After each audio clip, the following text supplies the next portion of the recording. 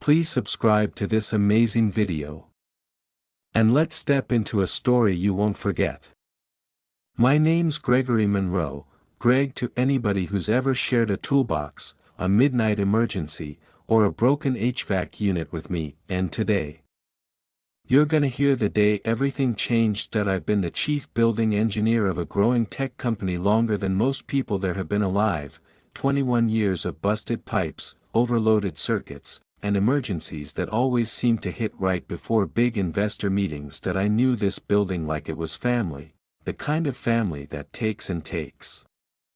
And forgets you exist when the lights come back on 6:47 a.m., Tuesday. The kind of Tuesday that sneaks up quiet.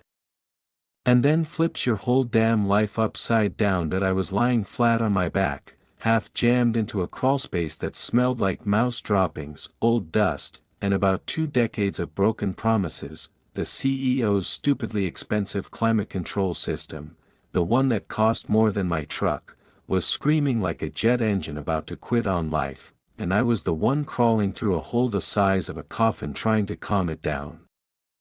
Flashlight clenched between my teeth. Voltmeter in one hand, thinking about how some consultant in 2019 wired the system into the same panel that fed the server room. Nobody checked the load, nobody except me, because I remember everything, every breaker, every wire, every mistake some contractor made and got paid 6 figures for. And while I was lying there diagnosing the latest disaster, I had no idea HR would be calling me into a conference room less than 3 hours later, to tell me I was redundant. Redundant, funny word, like a spare battery. Nobody notices you until the power's out. That I've been with this company since 2002. Back when our office was a space above a Thai restaurant that smelled like pad Thai and burnt dreams. 0.5 employees. 0.1 fax machine held together with tape. A bank account emptier than the snack jar at 5 p.m. And then there was me, the guy with the toolbox, the guy they leaned on, counted on, forgot about. As soon as things worked again, now they've got 200 employees, standing desks, fancy chairs, kombucha in the fridge, and a CEO who thinks HVAC stands for, have a very acceptable coffee. Every morning, 6:47 a.m., I unlocked the building using the original brass key they gave me 2 decades ago. That same key hung on a steel ring next to 13 others, all labeled in my handwriting, each one a piece of this building's bones. That I cleaned up their messes, their spilled kombucha, their abandoned sushi, and no, none of that was in my job description, but I did it anyway, because that's what the guy who keeps the wheels turning does. My father's 1952 Craftsman toolbox rode in the back of my truck, still organized the same way he kept it. That he taught me 2 things when I was 19, you do the work right, or you don't do it at all. And I lived by that every day, even when nobody noticed, especially when nobody noticed. The CEO, Phil Ashford, he thought I was maintenance. Nice guy when cameras were around. Clueless when a breaker tripped. HR hired a new kid, Tyler, fresh out of grad school and full of buzzwords. That he wore Patagonia vests and talked about culture fit, like he invented the idea. That he once asked where the Ethernet cable went. I told him the same place his performance review was headed if he didn't learn how things worked. That he didn't laugh. That I knew every quirk the place had, which pipe moaned before a storm, which thermostat freaked out when humidity rose, which breaker hissed like a rattlesnake if you opened it too fast. That I saved this company from floods, outages, fires, and 4 CEOs worth of terrible decisions. And what did I get? A half-eaten protein bar once. Thanks, Gary. My name is Greg. Then came Monday. HR sent an email titled Strategic Realignment Opportunities. Corporate speak for, somebody's getting tossed off the boat. I got dropped, but I kept working, because that's what I do. Then it came 4:58 p.m., quick sync with HR. No warning. No context, just an appointment dropped on my calendar like a brick. Next morning, I walked into conference room B wearing the same denim shirt with the stitched logo I'd worn since 2004. My boots, the ones that survived fires, layoffs, and one very messy baby shower, thumped on the carpet. Tyler sat there smiling like he was about to give me a gold star. Next to him was a legal guy I'd never met. Fancy suit. Expensive shoes. A folder he kept stroking like it contained nuclear codes. Greg, thanks for coming in, Tyler chirped. We're going in a new direction. The folder slid across the table. My name was misspelled. 21 years. And they spelled my damn name wrong. They wanted my badge. My keys, all 14 of them. I lifted the key ring, looked at Tyler, and asked, You sure you want these? Last chance to think this through. He gave me the HR smile, fake. Smooth. Empty. I stood, picked up the severance folder like a sympathy card, and said, You just fired the only person who knows where the main water shutoff is.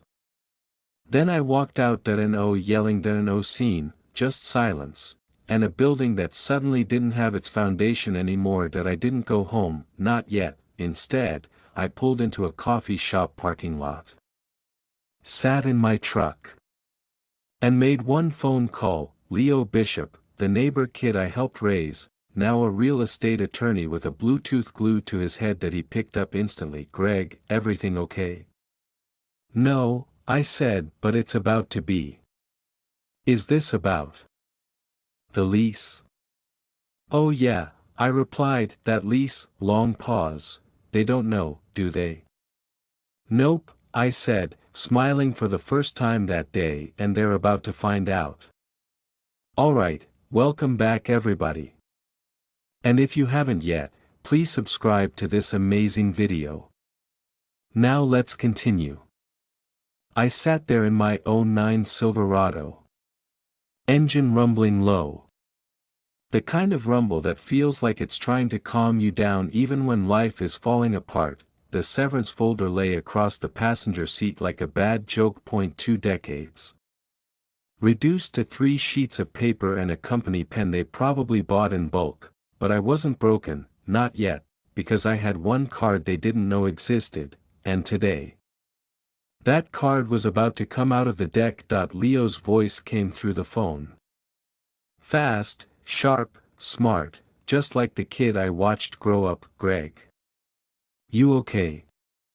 I'm fired, I said.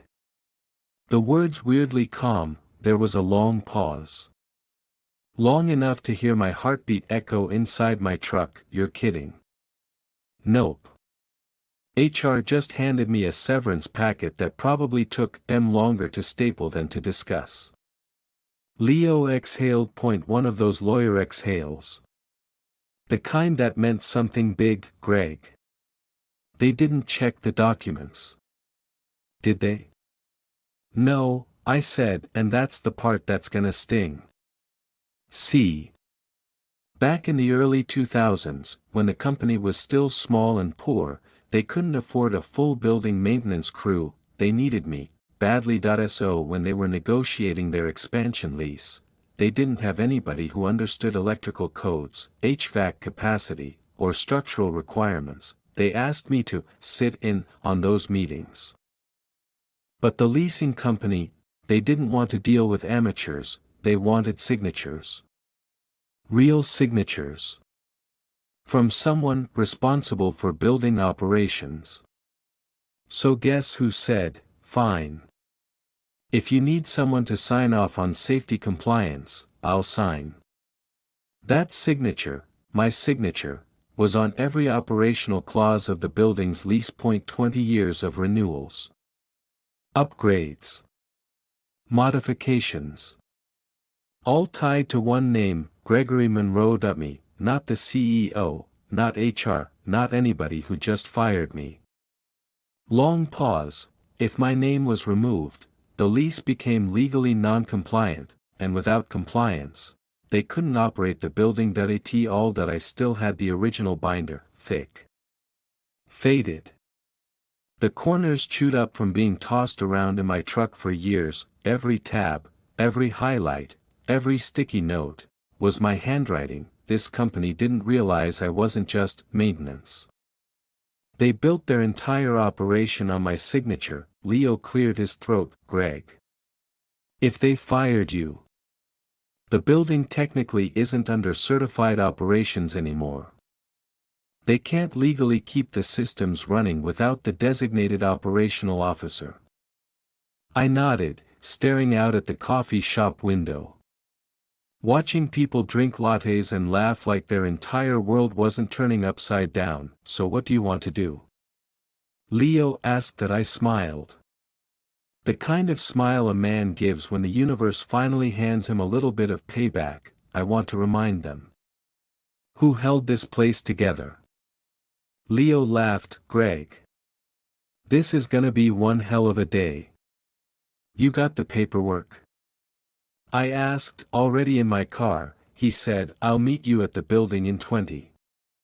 I hung up, took one deep breath, and turned the key in the ignition. The Silverado growled back to life. They thought they fired the janitor, they didn't realize they fired the foundation, and I was about to show them exactly what that meant. Welcome back. And again, don't forget to hit that subscribe button. Now let's keep going. I drove back to the office park slowly, letting the morning sunlight crawl across my windshield.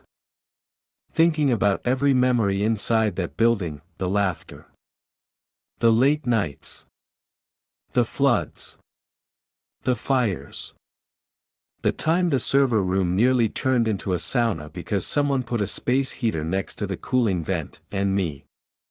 Always there. Always fixing.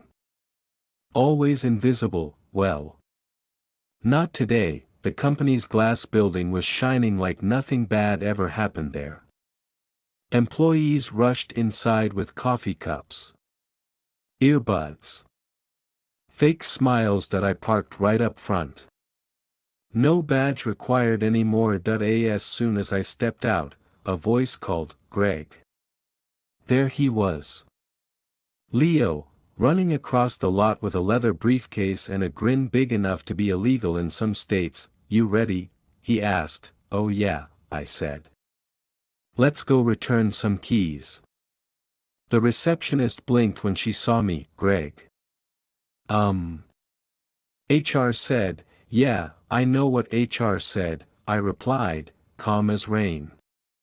But I've got some paperwork they need to see. Leo held up the legal folder. Thicker than the severance packet HR gave me. The receptionist didn't argue. She just opened the door with a nervous glance. Inside, the building hummed, air handling units, compressors, the lights. The entire ecosystem I've kept alive for 2 decades, systems I knew better than myself. Every hum sounded slightly off. Funny how you notice things only once they're no longer yours to fix. HR's door was open.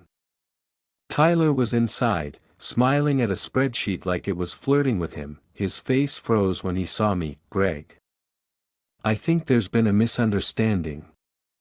You can't. I can, I said, stepping inside.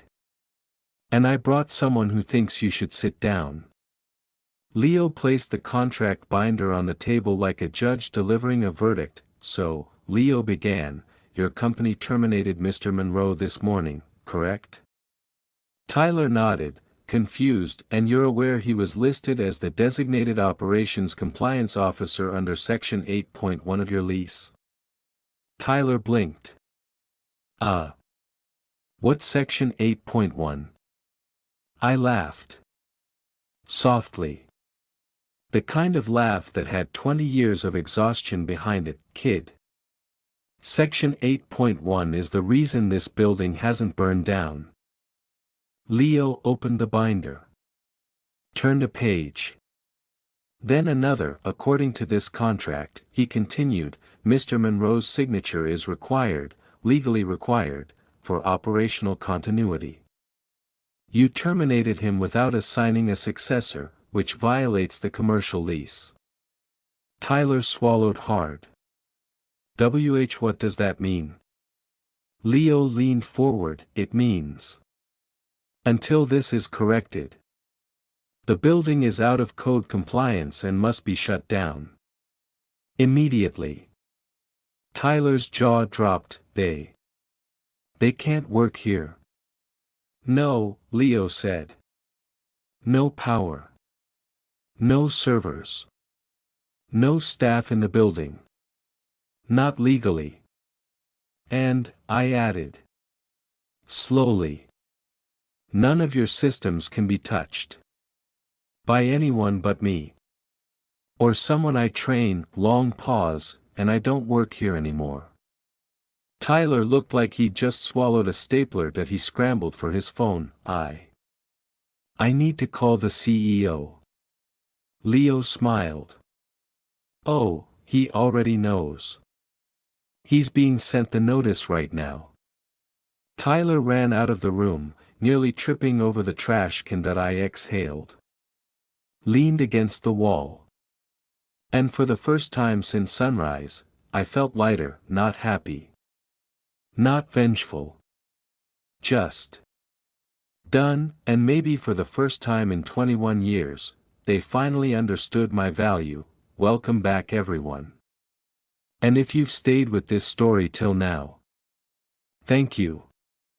And please subscribe to this amazing video. Now let's finish this. I was leaning against the hallway wall. Arms crossed. When I heard the elevator ding, that a sound I'd heard 10,000 times. But today, it felt different. Sharp. Heavy. Final. Out stepped Phil Ashford, the CEO, suit flawless. Hair perfect. Confidence dripping off him like he invented success, but when he saw me, that confidence cracked. Greg. What on earth is happening? Leo stepped forward like a lawyer in a courtroom drama. Mr. Ashford. Your company terminated the individual listed as the operational compliance officer. The building is now in violation of your lease. You must cease operations immediately until this issue is resolved. Phil blinked. Then blinked again. That can't be right. Greg handled maintenance, not compliance.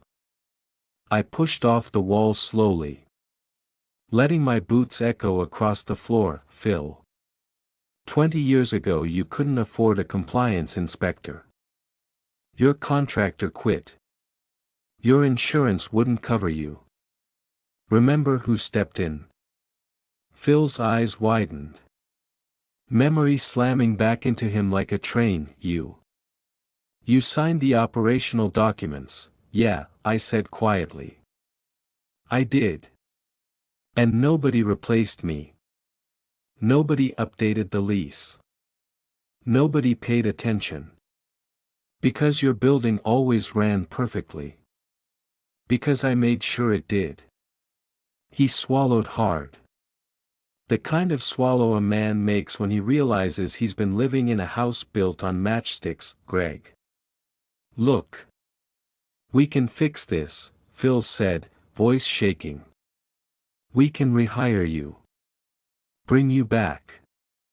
Same role, same. I raised a hand. Stopping him cold. No. I'm not coming back. His jaw dropped. Why not? We'll give you your salary, your benefits. It's not about money, I said. It's about respect. 21 years and you never understood what I did here. Not once. Leo stepped in. Legally, your building must shut down within the hour. Notices will be posted. You'll need to relocate employees or halt operations until compliance is restored. Phil's hand went to his forehead. We all watched him unravel. Piece by piece. Like a man watching his kingdom sink into the floor. Greg. Please. Talk to me. I paused. Looking him right in the eye. You fired the guy who held everything together. Now you understand what that feels like. I pulled out the key ring. All 14 of them. They jingled softly. Like wind chimes at a funeral that I held them out to Phil. You want these? I asked. Here. He hesitated before taking them. Because he finally realized what those keys meant, not metal. Not shapes. Not objects, they were trust. History. 20 years of knowledge no training manual could ever capture, that he looked at them the way someone might look at a loaded gun. Greg. We're begging you, he whispered. We need you. I shook my head. You needed me yesterday. Then I let the keys fall into his hand. The weight of them nearly pulled his arm down. Security posted signs on every door. Building closed. Operational non-compliance. Employees gathered outside. Whispering. Confused. Panicked. Servers were shutting down. Lights were going off. Systems were going cold. $100 million operation. Brought to a standstill by one decision, firing the wrong man. That I walked out of the building. Slow. Steady. Breathing air that felt lighter than anything I'd breathed in 2 decades. Leo walked beside me. You okay? He asked. Yeah, I said, looking back at the giant building that once felt like my responsibility. For the first time in a long time. I'm okay. He nodded. So. What now? Retire? I smirked. Not yet. There's a coffee shop down the road with terrible air conditioning. Maybe I'll go offer to fix it. For a fair price this time. We both laughed. That I got into my truck. Closed the door. And sat for a moment, quiet. Peaceful. No emergency alarms. No broken boilers. No HR meetings. No being invisible, just me. A man who gave 21 years. And finally took one day back for himself. That I turned the key. The engine rumbled like an old friend waking up. As I pulled out of the parking lot. I didn't feel angry. Didn't feel bitter. I felt free, because sometimes the biggest win is walking away from the people who never saw your worth, and letting them feel the silence you leave behind. And that was the day Greg Monroe finally got his life back.